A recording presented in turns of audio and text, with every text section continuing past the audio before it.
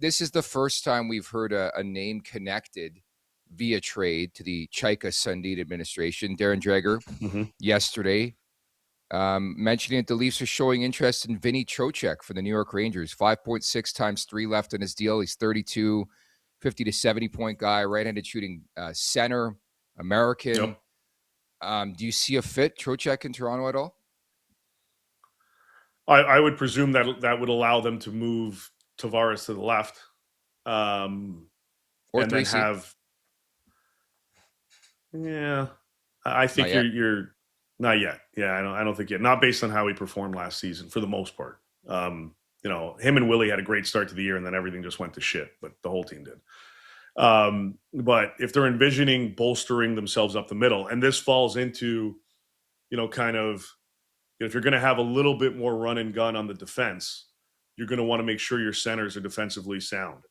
And, Trocheck's a solid two-way kind of guy, and it's a sweetheart of a contract. So as he enters the final year of his deal, most of his teams on his no trade are out west. He wants to stay out east. So I don't know. I have no idea what that situation is like, if the Leafs are on his list or not.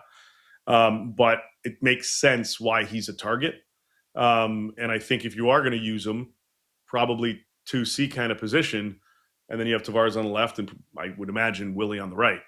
But it does give them a little bit more flexibility because, you can put Tavares at center, I suppose, if that's what you want to do, and keep him in the 3C role. But my guess right now would be probably move him to the left side.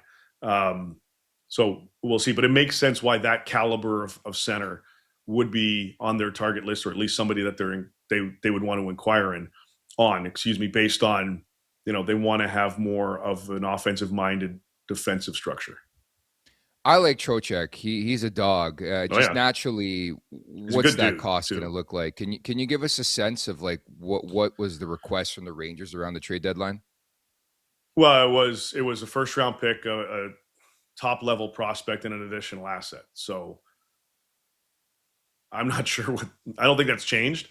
I think one of the reasons why the Rangers were comfortable in holding off on trading him and sticking to their guns was they envisioned the free agent market being, pretty shallow, and it's freaking shallow. So teams that need to hit those marks, that need those caliber players, are going to be a little bit more willing to pay a decent premium for him. So we'll see, if anybody else does. But that's and again, that could be swapped out. Like, that's the caliber of asset that you're looking at: first round pick or equivalent, top prospect, equivalent, whatever, and an additional asset. I'm just trying to think, like, I know we don't normally do this on the podcast, like you spitball potential trades. Do you have an inkling of what the Rangers are after? I think every team would like to modify their blue line. Like, I'm just thinking off my head, like a Jake McCabe. Would that be somebody that interests like a New York Rangers? Maybe I don't know. The short answer is I don't know. I think both those guys have value. So I don't know what the direction the Rangers want to go in right now.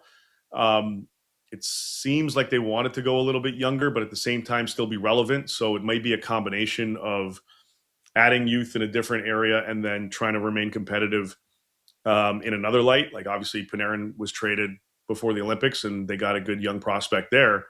And there's talk that they will explore Lafreniere again this offseason. So we'll see what kind of happens in that regard. But it's a bit of a retool kind of system right now with the Rangers.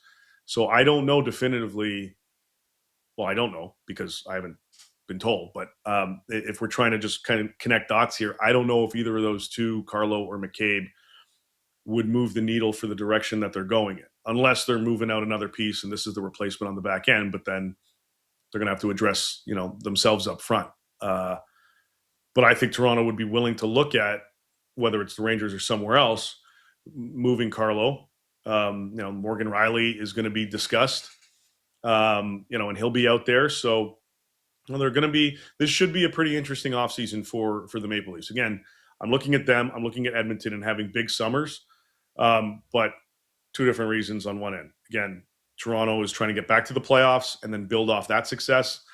Edmonton has to win now. So whatever moves they make, that's you're looking at the cup like now. Whereas Toronto has a little bit of leeway there because they're also being realistic about where they're at. But get to the playoffs next year, fight for one of those top 3 spots in the Atlantic, build off that. That I believe is the mindset for the Leafs. I'm curious, borderline frightened, because I don't know what the Leafs have to give up.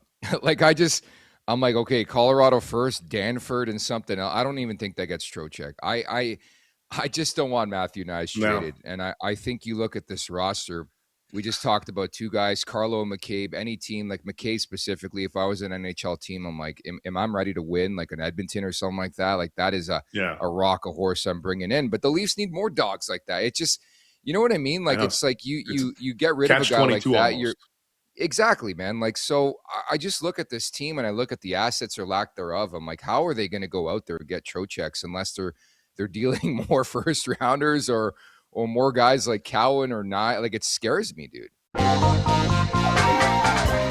Make sure to check out more of our content right here on the Leafs Nation YouTube page. We got long form interviews, we got clips, we got epic rants by Jay Rosa. We simply have it all. And don't forget, you can find out much more at theleafsnation.com. Thanks so much for watching.